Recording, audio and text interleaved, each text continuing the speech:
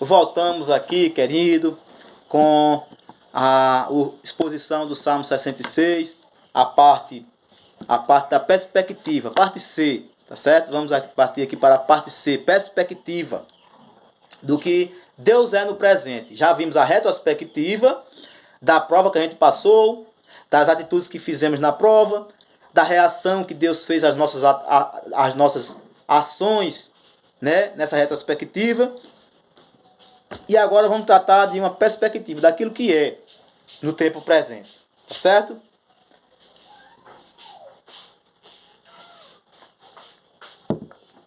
Vejamos aqui o verso de número 7. Ele diz assim: Ele, falando de Deus, Ele domina eternamente pelo seu poder. Isso tem pelo menos 3 coisas para nos ensinar. A. Deus é soberano. Isso todo crente já sabe. Deus é soberano. Mas as implicações que isso tem é muito profunda. Deus é soberano, quer dizer que ele tem a palavra inicial, a palavra do meio e a palavra final. Deus é o regente desse universo. Louvado seja o nome bendito de Jesus. Então, qualquer situação, querido, que você estiver vivendo, a palavra final é de Deus. Está numa doença em estágio terminal. Deus tem a palavra final. Se Ele quiser curar, Ele cura você na hora. Se Ele quiser curar em um dia, Ele cura você em um dia. Se Ele quiser curar dentro de uma semana, Ele cura você dentro de uma semana. Se Ele quiser curar dentro de um mês, Ele cura dentro de um mês. Se Ele quiser curar com uma palavra, Ele cura com a palavra. Ele domina. Ele tem o domínio de tudo. Ele está sentado no trono e tem o domínio de tudo. Ele está sentado no alto e sublime trono e tem o domínio de tudo. Ele está nos céus e ele tem todo o poder. E diz assim, ele domina eternamente pelo seu poder. Então, se a Bíblia está dizendo aqui que ele tem poder, ele é poderoso. E não só poderoso, mas ele é todo poderoso. Ele tem todo o poder. Lucas chega a dizer que para ele nada é impossível. Nada é impossível para o nosso Deus. Ele tem todo o poder. E diz aqui também que ele domina eternamente pelo seu poder. Isso quer dizer, meu amigo, que não teve um período em que Deus não tivesse governado. Não vai haver esse período onde Deus não governe. Não tem esse tempo onde Deus não tenha controle. É eternamente. Ele domina eternamente. É sem princípio de dia, sem fim de existência. Louvado seja o nome bendito de Jesus. Mas veja que o verso número 7 ainda diz mais. Os seus olhos estão sobre as nações. Os seus olhos estão sobre as nações. Isso quer dizer que agora, no presente, nessa perspectiva que é o presente, né? No presente ele domina, no presente ele tem todo o poder, no presente ele rege o universo e no presente ele observa tudo.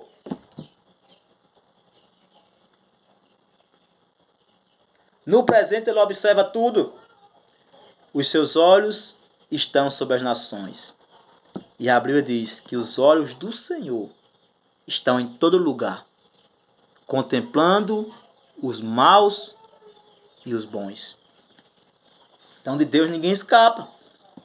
Essa é a perspectiva do presente. De Deus ninguém escapa. Está fazendo algo escondido, Deus está vendo. Está dizendo algo escondido, Deus está vendo. Está falando de alguém escondido, Deus está vendo. Está fazendo o que não deve, Deus está vendo. Está fazendo o que deve, Deus está vendo. Está agindo corretamente, Deus está vendo. Está fazendo a obra, Deus está vendo. Os seus olhos estão sobre as nações. E, obviamente que está sobre as nações está também sobre os indivíduos, né? Já que a nação é formada por uma coletividade de indivíduos. Louvado seja o nome bendito de Jesus. Mas veja que o verso de número 10, número 9, diz assim: ao que sustenta com vida a nossa alma. Ao que sustenta com vida a nossa alma. Isso quer dizer o quê? Que Deus nos mantém vivos, tanto fisicamente como espiritualmente. Está respirando agora porque Deus ainda não cortou o seu ar. Você está vivendo agora porque essa é a vontade de Deus. É um projeto de Deus que nós estejamos vivos. A prova podia ter acabado com a gente, mas não acabou. Não foi plano de Deus que a prova tivesse acabado. Ele nos sustenta. Essa é uma perspectiva. Não diz aqui que ele sustentou. A Bíblia diz que no presente ele nos sustenta. Ao que sustenta a nossa vida, convida a nossa alma. Então ele mantém a sua vida física, que está nas mãos de Deus, e ele também mantém a nossa vida espiritual. A nossa alma, o nosso ser interior, o nosso homem interior está vivo, porque está apegado a Deus, porque está conectado a Deus, porque está ligado a Deus. Se desconectar de Deus, morre, definha, murcha, enfraquece e falece definitivamente. Mas louvado seja Deus, que Ele sustenta com vida a nossa alma. Ele nos mantém vivos fisicamente e nos mantém vivos espiritualmente. E diz mais a parte B do versículo 9. Não consente que resvalem os nossos pés. Isso quer dizer que Ele nos firma. Nos firma. Como diz o Salmo 40, né? Firmou os meus pés sobre a rocha. Colocou um novo cântico em minha boca. Um hino de louvor e adoração ao nosso Deus. Muitos verão e temerão o seu nome. Louvado seja o nome bendito de Jesus, querido. Então Deus, Ele mantém os nossos pés firmes na rocha. Não permitindo que a gente resvale os nossos pés. Escorregue, caia, quebra a cara. Então Ele vai nos mantendo firmes ali. Em Cristo. Em Cristo. Se sair de Cristo, quebra a cara. Se sair de Cristo, se afoga. Se sair de Cristo, o fogo consome. Se sair de Cristo, tudo dá errado. Mas em Cristo, Ele firma os nossos pés. Louvado seja o nome bendito de Jesus. Agora, tratamos aqui já da retrospectiva, da perspectiva de quem Deus é no presente, e vamos olhar agora para o futuro. O salmista aqui vai falar sobre o futuro, uma prospecção, uma perspectiva, algo que ainda vai acontecer. Veja que o verso 13 está escrito assim: entrarei em tua casa com holocaustos. Entrarei em tua casa com holocaustos. Isso quer dizer, eu vou cultuar a Deus. Eu irei cultuar. Eu não estava na prova. Eu não estava pensando que ia morrer. Eu não estava sendo testado. Eu não passei pelo fogo, eu não passei pela água. Eu não fui humilhado. Eu não orei, eu não clamei, eu não supliquei. Deus não ouviu, Deus não atendeu. Deus não teve piedade. Deus não reverteu o quadro. Deus não nos alegrou. Então o que é que eu vou fazer agora? Agora vai ser uma tréplica. Uma tréplica em relação à resposta de Deus. Eu vou responder também. Ao meu Deus eu vou cultuar. Aqui quando diz aqui, entrarei em tua casa com holocaustos. Isso era o culto de antigamente. Era o culto de antigamente, era com holocausto. Cada época teve suas formas de cultuar. Naquela época era dessa forma. Então ele está dizendo aqui, eu vou cultuar a Deus. Eu vou chegar na casa de Deus, eu vou me alegrar diante do povo de Deus, eu vou cultuar com o povo de Deus, eu vou cultuar na casa de Deus, eu vou agradecer na casa de Deus. Ei, querido, é tempo de agradecer. Último dia de 2025, você passou para 2025, você está vivo, você está bem, a prova se foi, a alegria veio. A noite passou, o sol nasceu, louvado seja o nome bendito de Jesus, agora é tempo de cultuar a Deus. Mas ele diz mais assim: pagar-te-ei os meus votos, que haviam pronunciado os meus lábios, e disseram a minha boca quando eu estava na angústia. É tempo também de pagar os votos. Porque geralmente quando nós estamos na prova, nós fazemos votos, Senhor, se o Senhor me ajudar, eu farei isso e aquilo. Se o Senhor fizer com que eu saia vencedor, eu farei isso e aquilo.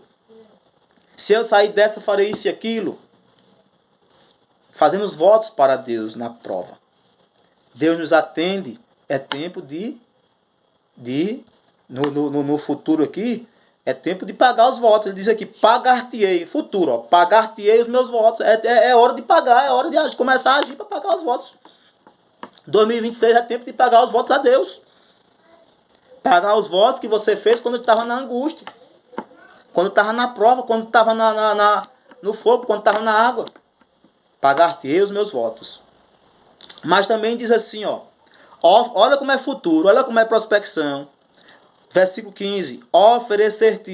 Oferecer-te-ei holocaustos de animais nédios. Está falando aqui de adoração. Esse era um modo de adorar a Deus na antiguidade.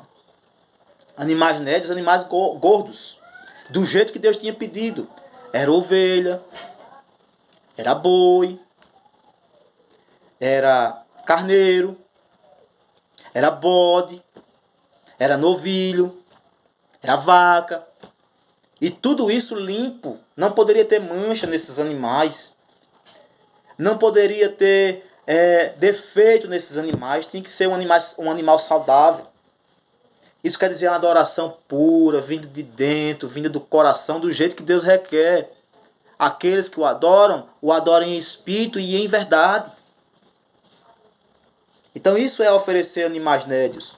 E diz mais, com odorante fumaça de carneiros. A odorante é cheirosa, né? A fumaça cheirosa de carneiros. Quero falar aqui do sacrifício que era queimado. E ali, naquele sacrifício, tinha a libação de vinho. Tinha o incenso. Tinha o sal que não podia faltar. Tudo isso tem um significado para nós, querido. Aquele incenso representa as orações. Quer dizer assim, eu vou orar, continuar orando. Eu orei na angústia, mas eu não vou parar de orar, não vou parar de dialogar, não. Eu vou continuar. O sal, quer dizer, o sabor, eu vou continuar sendo, meu Deus, tendo utilidade nas tuas mãos, sendo um vaso útil, sendo um vaso de louvor, sendo um vaso de honra.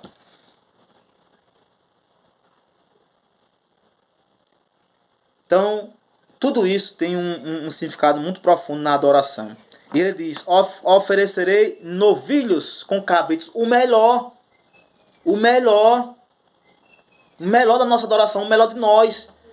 Qual é o melhor que Deus quer, querido, de nós? O que é que Deus quer de nós? Qual é o nosso melhor? É o nosso corpo, a nossa alma, a nossa vida. Não é só o coração, não é só o corpo, não. Não é só o espírito também, não. Deus quer nós inteiro, Deus quer nós por completo. Nós somos seres integrais, Deus quer nos por completo. É louvando com a boca, olhando para Ele com nossos olhos, é ouvindo com os nossos ouvidos, é o coração palpitando por mais, é levantando as nossas mãos e agradecendo, é com os pés caminhando para a casa de Deus, é com a boca louvando e bendizendo e agradecendo, é com a alma anelando por mais dele, é com o Espírito que é comunicado com ele, é com o Espírito Santo dele habitando em nós, é com o nosso ser completo. Louvado seja o nome bendito de Jesus. Mas o salmista, ele ainda olha para frente, em um tempo ainda mais futuro, né? Porque esse futuro que ele falou aqui, de entrar na casa, de pagar os votos e de adorar, é um futuro bem próximo. É um futuro bem próximo. Mas ele também olha para um tempo ainda escatológico, um futuro ainda mais distante. Veja comigo o versículo de número 4. Ele diz assim, toda a terra te adorará, e te cantará louvores, e cantará o teu nome. Isso é um tempo escatológico. Isso vai falar tanto do milênio como do estado eterno. Tá certo? É época em que todos os povos adorarão a Deus. Todos os povos cantarão louvores a Deus e cantará o nome do Senhor. O Senhor, justiça nossa. O Senhor, Jeová Rafá. O Senhor é minha bandeira.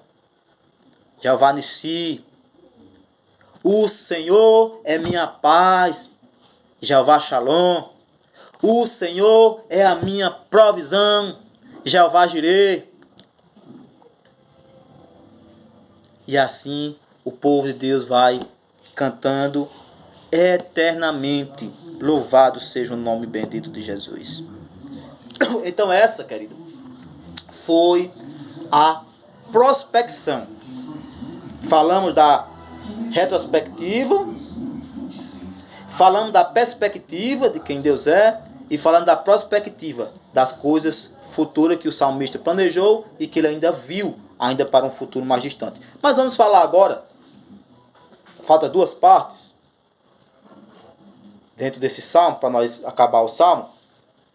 Falta 2 partes. Uma é a parte dos mandamentos e outra uma advertência severa.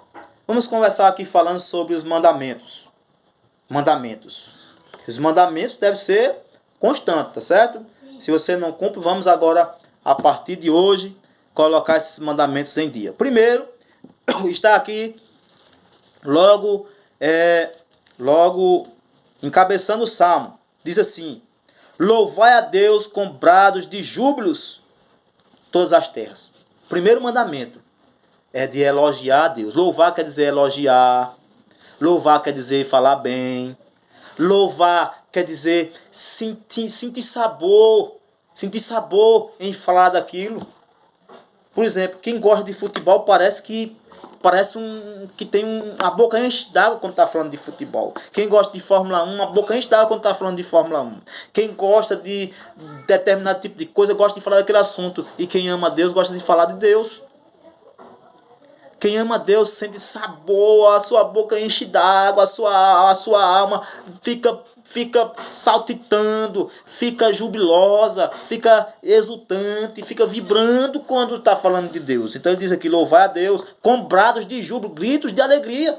Tá vendo como tem um modo de falar de Deus? É com alegria. Falar de Deus não é como se estivesse falando de um defunto que acabou-se, que a gente tivesse amargurado porque aquela pessoa se foi, não. É falando de um Deus vivo, de um Deus clemente, de um Deus presente, de um Deus potente, de um Deus benevolente, de um Deus de amor. Como tivesse na presença dele, que realmente estamos. Então esse é o primeiro mandamento. Louvar a Deus com brados de júbilo. Quem deve louvar a Deus com brados de júbilo? Toda a terra. É eu, é você, é os nossos filhos, é os nossos netos, é criança. Quando Neemias juntou o povo, meu querido, não tem esse negócio de separação, não. Aqui é a classe dos homens, aqui é a classe da mulher, aqui é a classe das crianças, aqui é a classe dos adolescentes. Era todo mundo junto. Era homem, mulher, menino, idoso, criança, os de peito, tudo junto ali para ouvir a lei do Senhor. Eita, coisa boa. Mas tem um segundo mandamento, ele diz assim: cantai a glória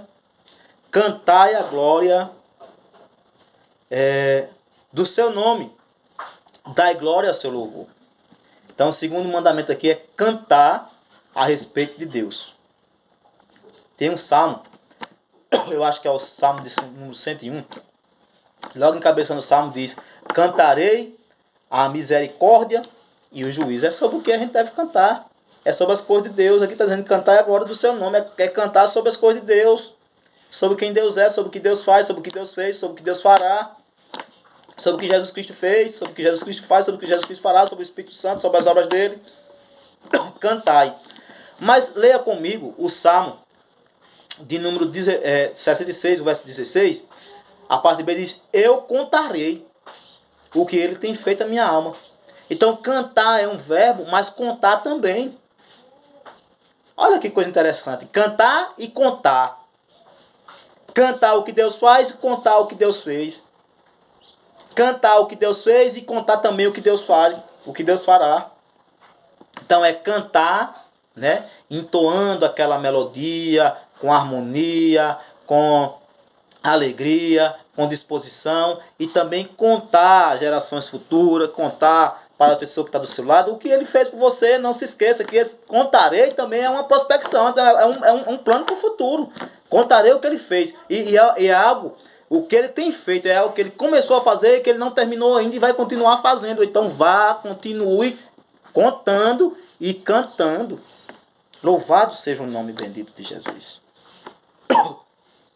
Diz assim, terceiro mandamento, no verso 3: Dizei a Deus, quão terrível és tu nas tuas obras, pela grandeza do teu poder se submeterão a ti os teus inimigos. Então, aqui, nós podemos também colocar essa parte B na prospecção, né?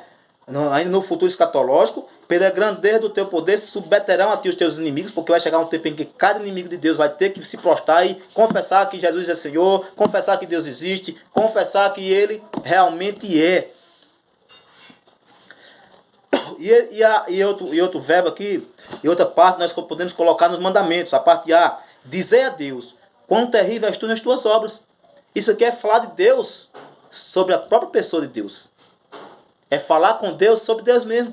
Dizer a Deus, Deus, tu és tremendo, Deus, tu és grandioso, Deus, tu és maravilhoso, Deus, tu és Deus forte, Deus, tu és o soberano do universo. Fala de Deus também, sobre o próprio Deus.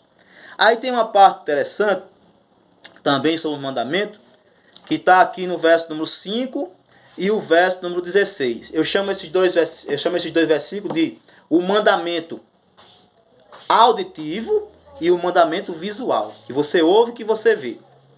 Olha só o que está escrito. Diz, vinde, o 5, vinde e vede as obras de Deus.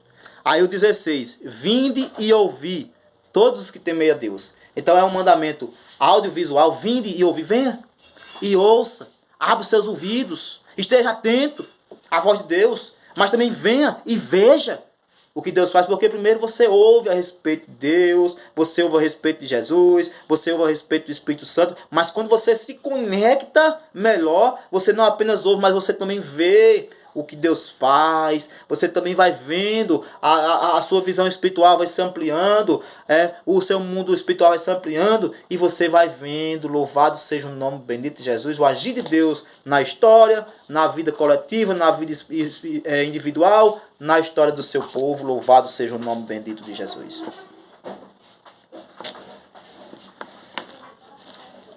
Por penúltimo, eu quero que você leia o verso de número 8, que diz assim: bendizei povos ao nosso Deus, e fazei ouvir a voz do seu louvor. Isso quer dizer para nós, querido, que nós não podemos ter vergonha das coisas de Deus, das coisas espirituais. Não podemos ter vergonha. Diz aqui, fazei ouvir a voz do seu louvor. É para os outros escutar mesmo, é para falar para os outros escutar. É para os outros ver, para os outros perceber. E é para os outros mesmo que você tem que falar, já que você já sabe. Não se envergonhe das coisas de Deus. Paulo diz para Timóteo, não te envergonhe de Jesus Cristo, nem de mim que sou prisioneiro seu. Então nós não devemos nos envergonhar de nada em relação às coisas espirituais. E para terminar, eu quero que você leia o verso 18, que é a advertência. Diz assim, se eu atender a iniquidade no meu coração, o Senhor não me ouvirá. E essa parte aqui, querido, é uma advertência para nós. Porque dentro de nós há uma luta da carne contra o espírito.